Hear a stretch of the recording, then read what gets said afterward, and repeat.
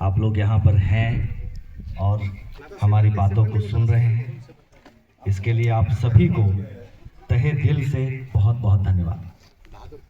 साथियों, जब मैं मुंबई में था, मैं कंटिन्यू फिल्म इंडस्ट्री में मैंने काम किया है, एक्टर, डायरेक्टर, प्रोड्यूसर भी किया है, लाइन प्रोड्यूसर भी किया है। आप गूगल में पंकज कमल भी सर्च करेंगे तो बहुत कुछ आपको देखने को मिल जाएगा। पर जब भी मैं गांव आता था तो मुझे एक बात की चिंता हमेशा सताती थी।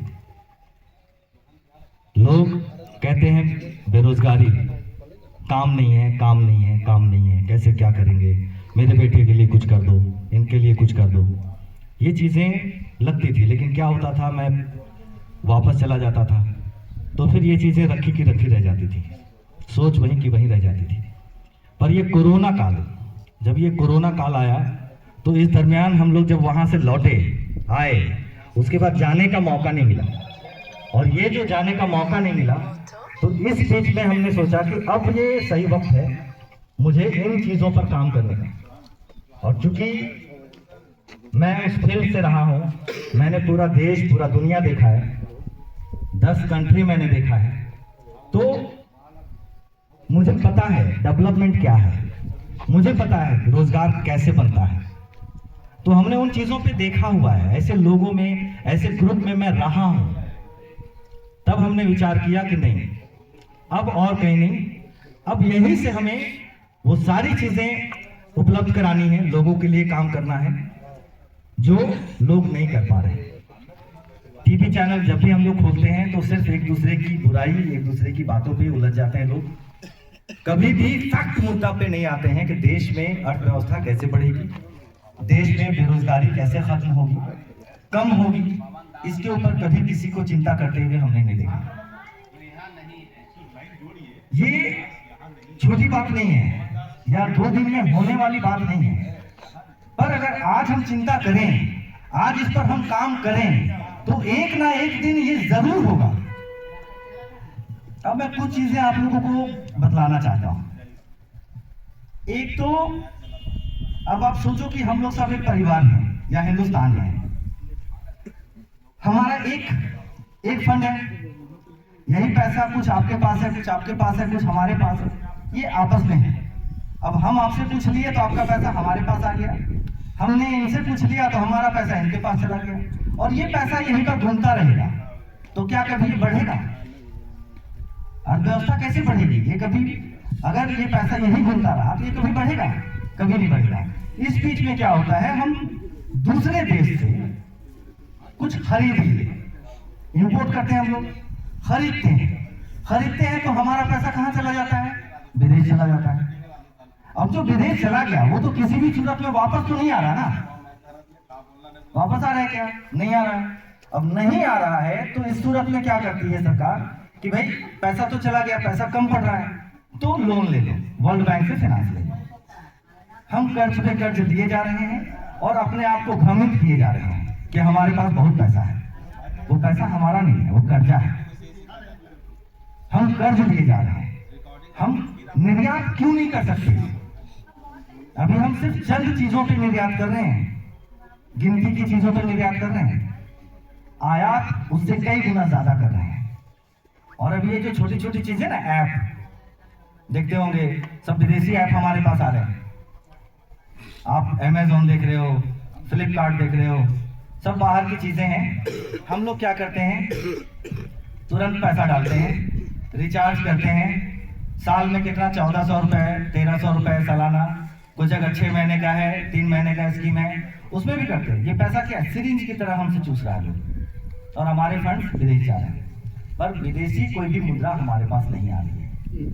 तो हम धीरे धीरे आर्थिक रूप से कमजोर होते जा रहे हैं, कर्ज पे चढ़ते जा रहे हैं। सरकार कर्ज ले रही है लेकिन वो कर्ज हमारे ऊपर है, और आप जब बैंक का कर्ज नहीं चुकाते हैं तो बैंक आपके साथ क्या करती है, ये सबको पता है। ये तो पता है ना कि बैंक क्या करती है। तो वर्ल्ड बैंक छोड़ देगी क्या हमें? कभी ना कभी तो ये दिन आएगा ना, वो कर्ज चुकाने के लिए दबाव डालेगी, प्रेशर देगी गवर्नमेंट को। उस वक्त क्या होगा? तो अभी से अगर हम लोग इस पर काम करते हैं तो हो सकता है आने वाले दिनों में कुछ तो लोड कम करेंगे हम लोग। तो इसके लिए मेजर चीज क्या है? मेजर चीज है उत्पादन। अगर हम उत्पादन ही नहीं करेंगे तो सेल क्या करेंगे? और उत्पादन का मतलब सिर्फ ये नहीं है कि हम कुछ भी उत्पादन कर देंगे। मार्केट में डिमांड किसकी है? इंडस्ट्री में डिमांड किसकी है? विदेशों में डिमांड किसकी है? अगर हम एक्सपोर्ट करने वाले हैं तो एक्सपोर्ट करने के लिए डिमांड किसकी है? तो सबसे पहले जब हम लोगों ने सर्वे किया था इसका, तो हमें मिला था अगरबत्ती। अगरबत्ती सुनने में बहुत छोटा वर्ड लगता है, अरे यार अगरबत्ती बना रहा है क्या करेगा? अगरबत्ती सर कोई भी हो, हिंदू हो, मुस्लिम हो, सिख हो, ईसाई हो, किसी भी धर्म का हो, किसी भी देश का हो, हर मंदिर में, हर दरगाह में, हर जगह पे वो जलाया जाता है, हर घर में जलाया जाता है। पर डे की खपत इतनी है कि आप उत्पादन करते करते थक जाओगे और बिकना कम नहीं होगा, समझ रहे? लेकिन आप जब करते हो तो आप सिर्फ अपना मार्केट देखते हो, अपना गांव देखते हो, घर देखते हो, इसीलिए आपको वो कम लगता है। परंतु ये वर्ल्ड मार्केट है, इंटरनेशनल मार्केट है, ये एक्सपोर्ट होते हैं। और जब ये एक्सपोर्ट होते हैं तो जो हम लोग यहाँ पर 50 रुपए 70 रुपए केजी बेचते हैं, वो एक्सपोर्ट में 90 रुपए केजी बिकता है, 100 रुपए केजी बिकता है। तो जब विदेशी मुद्रा इंडिया में आएगा तब का नौ कितना 70 का 90 मिल रहा है, 70 का 100 मिल रहा है। तो जब 100 में मिला तभी तो आप यहाँ लेबरों को भी बढ़ाओगे। पैसा जब आपके पास अनाप शनाप आएगा तब क्या करोगे? इतना मुनाफा होगा तो आप तो कहोगे ना, लो यार थोड़ा सा और बढ़ा देता हूँ तुम्हारा, समझ रहे? तो धीरे धीरे ये आपका बढ़ना शुरू हो जाएगा। जहां आप लोगों को 10,000 में रख रहे हो वहां 12,000 करोगे, 15,000 करोगे, 20,000 करोगे। तो धीरे धीरे धीरे धीरे वही पैसा जो बाहर से आएगा तभी आप बढ़ा पाओगे। और इंडिया का ही पैसा रहेगा तो इंडिया में ही घूमता रहेगा, चलता रहेगा, वही फिर उसी रूट में आप चलते रहो। तो इसलिए हम लोगों ने जब एक्सपोर्ट शुरू किया, एक्सपोर्ट की डिमांडिंग शुरू की, तो पहला हमारा ये निकला। और अभी के समय में आपको बता दूं सबसे बूम कर रहा है मार्केट, वो है बटन मशरूम का। बटन मशरूम का मार्केट बहुत ज्यादा बूम किया है इंटरनेशनल मार्केट में। तो आज के समय में बटन मशरूम आप जितना भी उत्पादन करो आपके पास एक पीस नहीं बचेगा। अभी हम लोगों का और मांझी में चल रहा है, और मांझी में जब हम लोग कर रहे हैं एक पीस नहीं बचता है। आप सुबह आओ शाम तक आपको एक पीस नहीं मिलेगा, कहोगे घर लेकर के जाना है सर 2 पीस दीजिएगा, नहीं मिलेगा। तो ये डिमांडिंग प्रोडक्ट्स हैं। काम उस पर करना है जिसपे सेल्स की दिक्कत नहीं है, ये नहीं कि हम कुछ भी कर दिए। और इसी वजह से हम लोग फेलियर भी हो जाते हैं कि हम लोग क्या देखिए, गवर्नमेंट में जो फंड है किसका है? हमारा, हमारे टैक्स के पैसों का है। आज जो हम लोग टैक्स जमा कर रहे हैं, कंटिन्यू टैक्सेस भर रहे हैं, वही पैसा उनके पास कलेक्ट हो रहा है, वही पैसा वो हमें दे रहे हैं।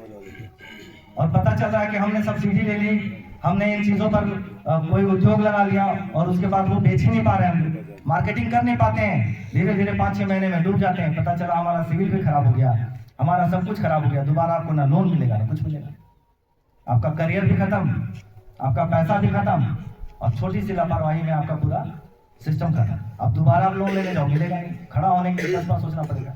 फिर आपके पास सिर्फ और सिर्फ एक चीज रह जाती है, नौकरी, कि चलो भाई कहीं पे कुछ काम मिल जाए। ऐसे काम नहीं होता।